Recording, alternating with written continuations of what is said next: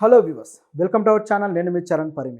ఏపీని తెలంగాణని వరదలు ముంచెత్తుస్తున్న సమయంలో కొత్త వివాదాలు అయితే చెలరేగుతున్నాయి. అంటే అనేక విరాళాలు ఇప్పుడు సినిమా ఇండస్ట్రీ నుంచి ప్రకటించడం జరుగుతూ వస్తుంది. దీంట్లో కేవలం ఏపీకే ప్రకటిస్తారా, తెలంగాణ మీద ఇంత వివక్ష ఎందుకు, మీకు తెలంగాణలో ఉంటూ తెలంగాణ ప్రజలు మీ సినిమాను ఆదరిస్తూ ఉంటే మీకు పట్టదా అని చెప్పేసి సోషల్ మీడియాలో అయితే పెద్ద రచ్చ జరుగుతూ ఉంది. సో ఎవరు ఏపీకి విరాళాలు ప్రకటించారు, అసలు ఏం జరిగింది, ఎవరు విమర్శిస్తున్నారు అనేది గమనించి చూడాలి. ఎందుకంటే ఇది కాస్త ప్రాంతాల వారీగా కాస్త డైవర్షన్ తీసుకొస్తున్న టాపిక్ లాగా ఉంది కాబట్టి మనం గమనిస్తే బాగుంటుంది. నిజానికి ఏపీలో తెలంగాణలో వరదలు వచ్చాయి, కొన్ని ప్రాంతాలు మునుపు గురయ్యాయి, ఇదంతా జరుగుతూ ఉంది. మరొక వైపు చూస్తే ఏపీలో విజయవాడ, గుంటూరు, అమరావతి ఈ ప్రాంతాలన్నీ కూడా ముంపుకు గురైపోయి, విజయవాడ అయితే ముఖ్యంగా కృష్ణా గేటుకి ఆ బోట్లు వచ్చి తగలడము, అదేవిధంగా దాదాపు 15 లక్షల క్యూసెక్ల వాటర్ని కూడా వదిలేయాల్సి రావడము. సో ఇట్లా 100 గేట్లు ఎత్తేసి చాలా బీభత్సంగా అయితే వాటర్ని వదలటంతో అవి కూడా కొన్ని వాగులు కట్టలు తెగిపోయి ప్రజల్లోకి వాటర్ వచ్చేసి విజయవాడలో అనేక ప్రాంతాల ముంపుకు గురైన సంఘటన అయితే చూసాం. కొంతమంది చనిపోయారు, దాదాపు 10 మంది పైనే చనిపోయారు. అదేవిధంగా లక్షల మంది నిర్వాసితులు అయ్యారు.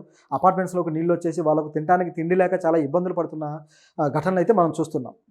ఇక చంద్రబాబు గారు, అలాగే లోకేష్ గారు, కొంతమంది నాయకులు గ్రౌండ్ లెవెల్లో బోట్లతోటి ప్రయాణం చేస్తూ వాళ్ళకి పునరావాసాలకు తరలించడానికి కావచ్చు, అలాగే వాళ్ళ పరామర్శకు కావచ్చు వెళ్తున్నారు. పునరావాస కేంద్రాలకు తరలిస్తూ ఉన్నా సరే వీళ్ళకు కావాల్సిన ఫుడ్ సరైన టయానికి అందించడానికి చాలా ఇబ్బందులు అయితే గవర్నమెంట్ పడుతుంది. అయితే ఇక్కడ కాస్త వైఫల్యం ఉందని గమనించాలి. ఎందుకంటే ఈ ఫుడ్ని అందరికీ ఈ సమపాలలో చేర్చడానికి తగిన చర్యలు తీసుకోకపోవడం వల్లే జరుగుతున్న నష్టం.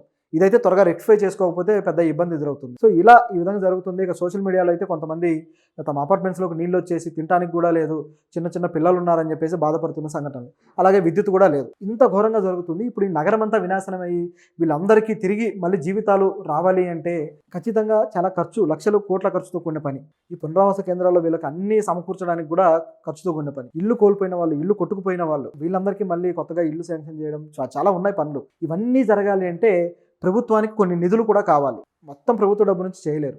సో ప్రజల్లో ఎవరైతే కాస్త బాధ్యత కలిగిన వాళ్ళు ఉంటారో వాళ్ళు చేయాల్సిన అవసరాలు అయితే ఉన్నాయి. సో దీంట్లో ముఖ్యంగా గతంలో కేరళలో వయనాడులో వరదలు వచ్చినప్పుడు మన తెలుగు నుంచి కూడా అనేక మంది రియాక్ట్ అయ్యి విరాళాలు ఇచ్చారు. చిరంజీవి గారి ఫ్యామిలీ ₹1 ఇచ్చారు. అదేవిధంగా మరి కొంతమంది ఇచ్చారు, అల్లు అర్జున్ ఇచ్చారు సపరేట్గా, దాంతోపాటు జూనియర్ ఎన్టీఆర్ గారు, ఇక తమిళనాడు నుంచి అయితే సూర్య గారు, అలాగే విజయ్ గారు, ఇట్లా చాలామంది ఇచ్చారు. సో అక్కడ బాగా ఇచ్చారు. కానీ ఇక్కడ తెలుగు ఇండస్ట్రీకి సంబంధించి చూసుకుంటే ఈ వరదలు వచ్చిన తర్వాత కేవలం ఆంధ్రాకే ఎక్కువ మంది విరాళాలు ఇస్తూ వస్తున్నారు, మా తెలంగాణ ఏం అన్యాయం చేసింది అని చెప్పేసి ఇప్పుడు తెలుగు హీరోల మీద అయితే పెద్ద క్వశ్చన్ వస్తుంది. నిజానికి సినిమా ఇండస్ట్రీ అంటే చంద్రబాబు గారికి అలాగే వాళ్ళ ప్రభుత్వాలకి ఎంత దగ్గరగా ఉంటుందో అందరికీ తెలిసిందే.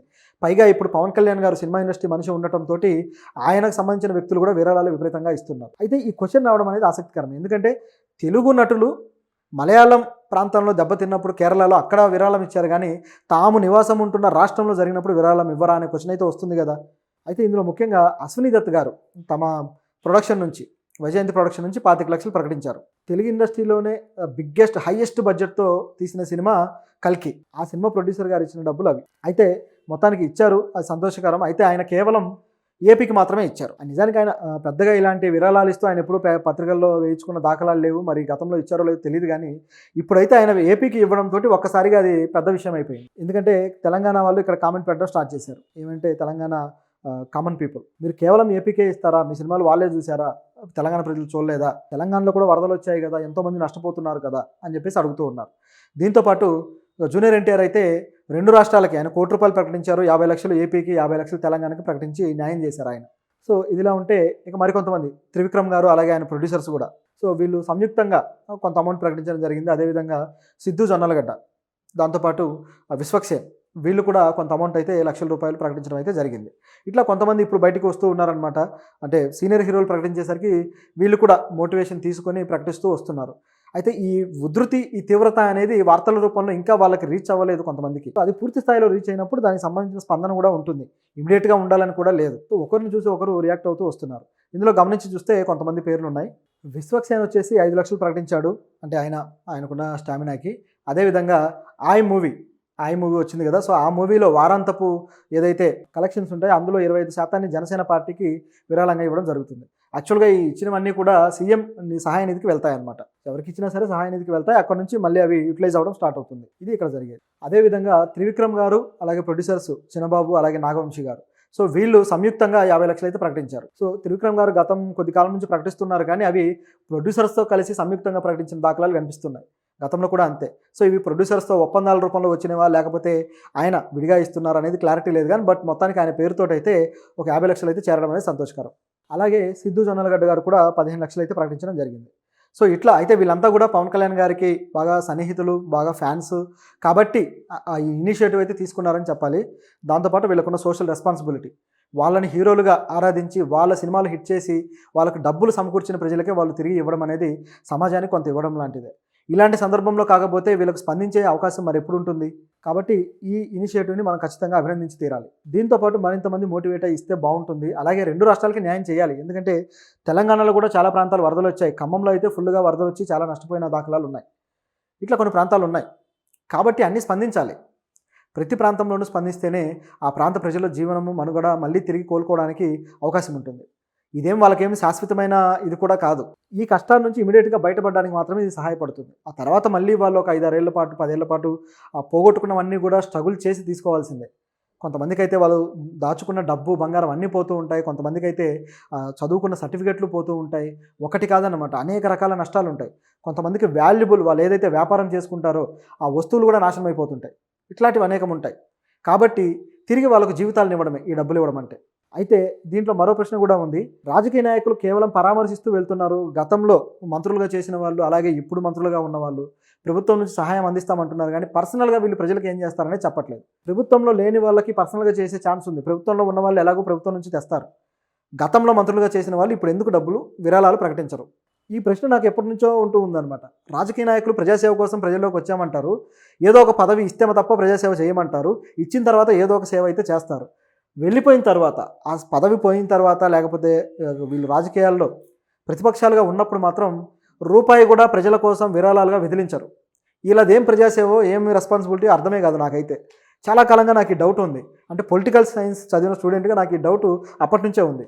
దీంతోపాటు ముఖ్యంగా వ్యాపారవేత్తలు, బడా వ్యాపారవేత్తలు కూడా ప్రకటించిన దాఖలాలు నాకు తెలియదు.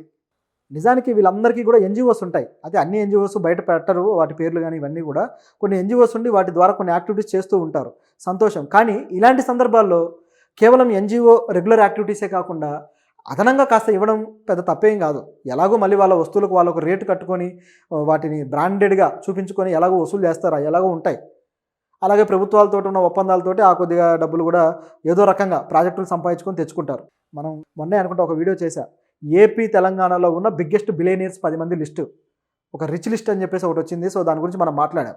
ఈ 10 మందిలో ఏ ఒక్కరైనా ప్రకటిస్తారేమో అని చెప్పేసి 2 రోజుల నుంచి చూస్తున్నాం. ఎవరు ప్రకటించిన దాఖలాలు లేవు. ఇంకా చూద్దాం, ఎవరైనా బిలియనీర్స్ అలాగే వ్యాపారవేత్తలు అంటే అనేక రంగాల్లో ఉన్న వాళ్ళు ప్రకటించవచ్చు.